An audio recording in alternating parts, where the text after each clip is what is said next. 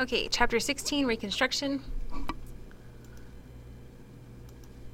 This is showing some of the key questions for how to deal with the South after the Civil War, how to bring them back into the Union, how to coordinate with them, how to deal with them.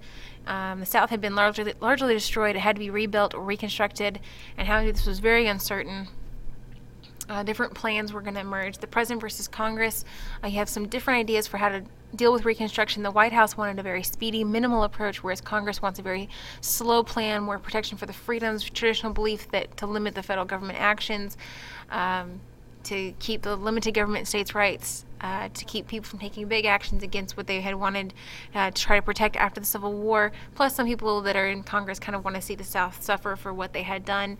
Wartime Reconstruction builds a lot of tension for planning after the war. Lincoln, before he was assassinated, had set up this idea of a 10% plan. These little Lincoln governments had started to be formed, or had started forming in certain southern states, trying to bring about a shorter end of the war. They were very weak, very dependent on the Northern Army for their survival, and the Congress will refuse to recognize these 10% governments. 10% was basically the 10% because 10% of the voters in that state would take an oath of loyalty in respect of emancipation, and once you reach 10%, then that state could apply for being readmitted into the Union. This was a very lenient plan, very easy plan to get things done quickly and with as little conflict as possible. Other Republicans disagree. The radical Republicans thought this approach was too soft, and they want to instead propose the Wade-Davis bill. Wade-Davis bill had ironclad oath. 50% of the voters had to take this allegiance oath. Safeguards to protect the freed blacks from during Reconstruction. A couple of different theories that went along with that was the state suicide theory by Charles Sumner, where it basically said the states that had seceded had lost all their rights under the Constitution.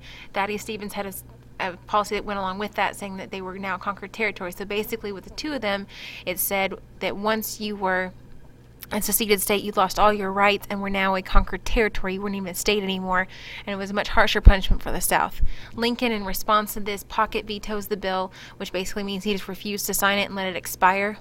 And with the pocket veto, made Reconstruction a legislative, not an executive matter, really showing that there's going to be a lot of animosity between presidents and Congress, and it's ultimately going to be a congressional plan that's going to last.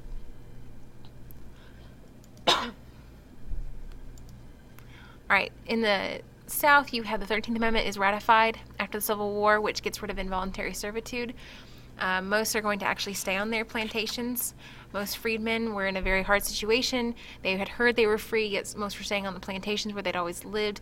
Many will flee to the north, others seeking freedom through law. There's a lot of violence, some letting out their frustrations on destroying the white homes and land, some of them turning the table on their white masters and whipping them getting whipped by their former slaves in response to how they had whipped them into submission as slaves. All slaves were eventually freed by the U.S. Army. When emancipation took a reality, most freedmen still stay at home, are going to work the farms. We'll talk about that with the sharecropping. And churches became a very strong pillar. The African Methodist Episcopal Church, the AME, we talked about a couple chapters ago, quadruples in size in the 10 years after the Civil War. And education was a big hope for a lot of people because it had been illegal to teach a slave to read or write. Now this is an actual possibility. Freedmen had the opportunity of sharecropping.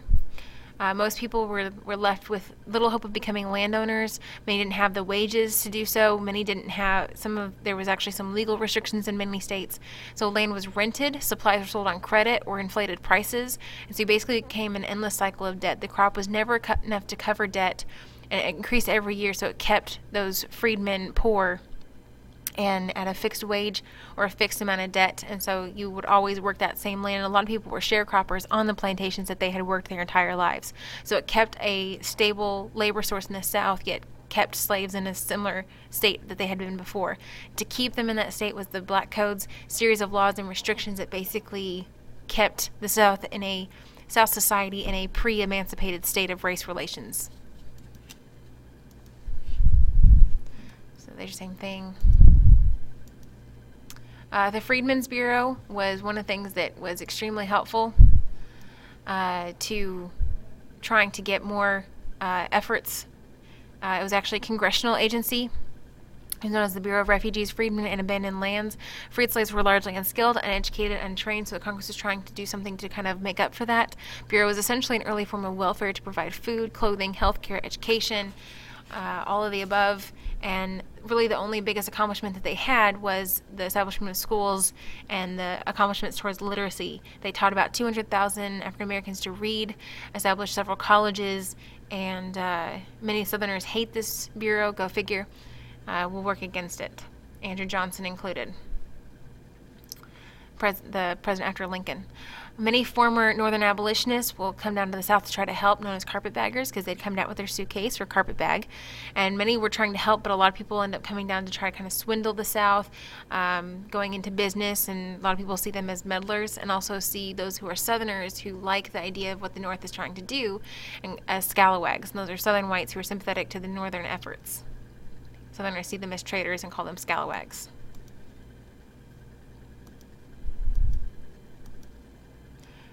All right, after Lincoln was assassinated, Andrew Johnson takes over. He is from Tennessee, very humble origins. Although Tennessee had seceded during the war, he was the only Southern congressman who did not join the South. He does have a lot of ideas that are similar to the South. He is a white supremacist. He hates the planter aristocracy, kind of rises in politics by championing the poor whites. And he's attached to Lincoln's presidential ticket because he pulled a different amount of votes when Lincoln had the anti-Lincoln group working against him in the 1864 election. Johnson's plan was the 10% plus plan, very similar to Lincoln, just a little bit different, especially targeted towards those wealthy plantation owners and prominent Southerners who had to petition for pardon specifically to Johnson, especially if you had property that valued over $20,000 or were an influential military officer or civil officer. Congress does not like where Johnson is going with many of his policies. There's a growing rift between Congress and Johnson. When the Confederate House leaders were elected, Congress will take matters in their own hands. House and Senate will refuse to seat Southern delegates. And there's a lot of animosity between those that are in Congress and Johnson. One of the things that they try to do was Northerners are going to pass several major bills: the Morrill Tariff, Pacific Railroad Act, Homestead Act. We'll talk about those some of those later on. And the South was, eventually stood to gain some power in Congress with the freed slaves. The Three-Fifth Compromise was over. Slaves were now complete 5/5, so every person was counted as population, so it meant their representation could go up in the House. And anyway, some of the bills that they proposed, though, were going to be not agreed on with Johnson, despite the fact that Congress was in such an uproar. 1866, President will veto the Freedmen's Bureau bill, alienating a lot of his Republicans when he vetoes this bill. Also vetoes the Civil Rights Act. He really had never been accepted by the North or Congress, and he always seems to butt heads with them, vetoing their bills. So Congress then planned to pass the Civil Rights Bill by making the 14th Amendment of the Constitution.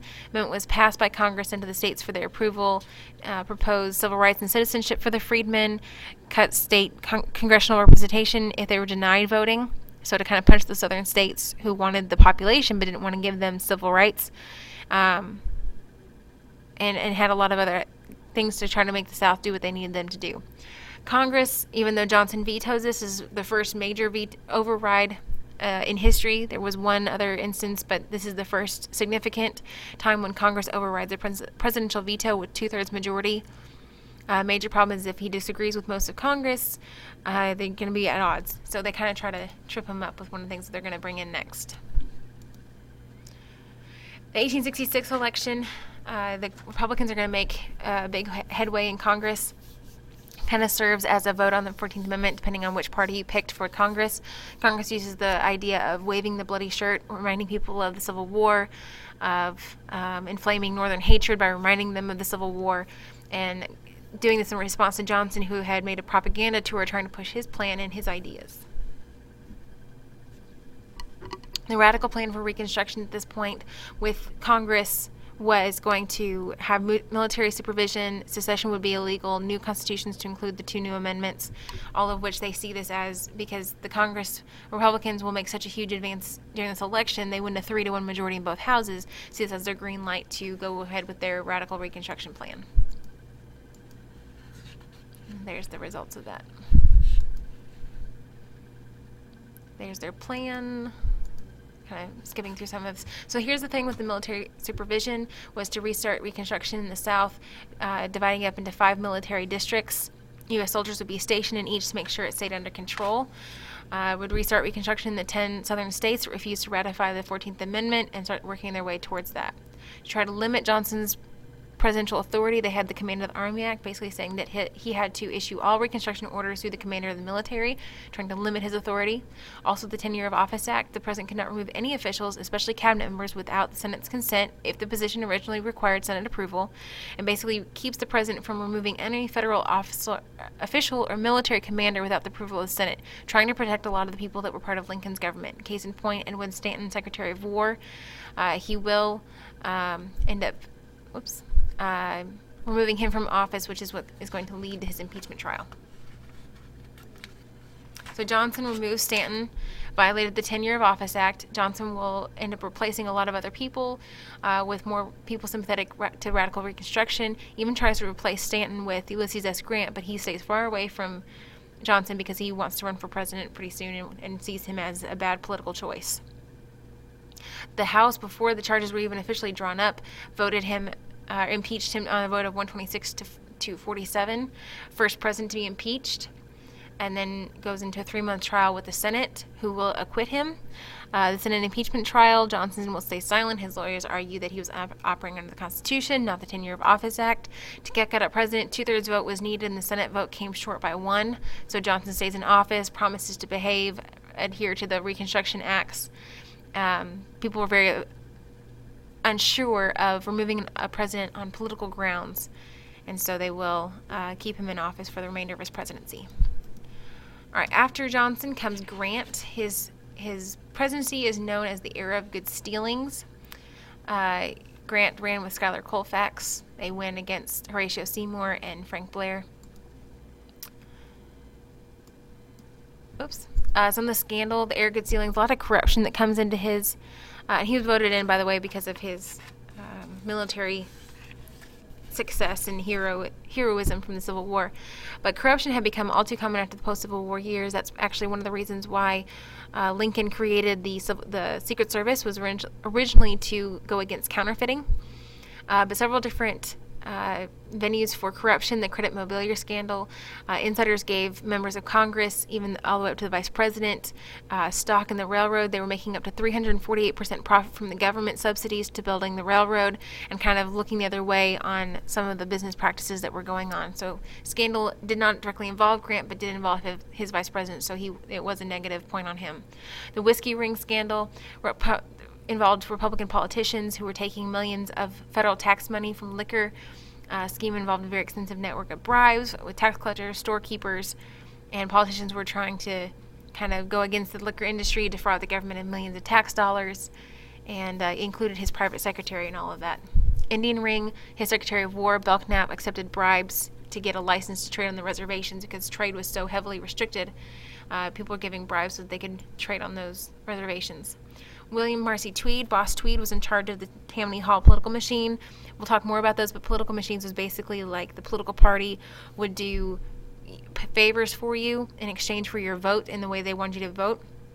And so Tammany Hall was the one in New York. Tweed was in charge of it. Boss Tweed, it was exposed by Thomas Nast, a cartoonist and reporter from the New York Times, started making these cartoons about his corruption, and it was exposed and later discovered that he had actually taken about $200 million worth of taxpayers' money from New York before he was put in jail, and he eventually dies in jail.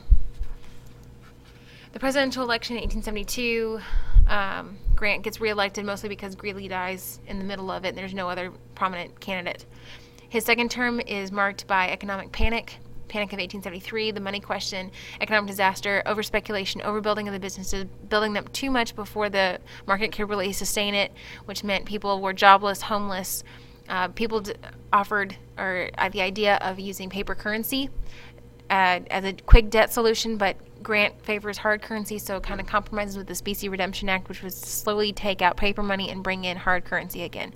Greenback Party and politics to keep that idea fresh in everybody's minds. In politics, you have the 15th Amendment guaranteeing all men the right to vote regardless of race. It was not rigidly enforced. There's a lot of loopholes. The KKK fighting against people using fear tactics. and looks like I'm going to have to do a part 2. Okay.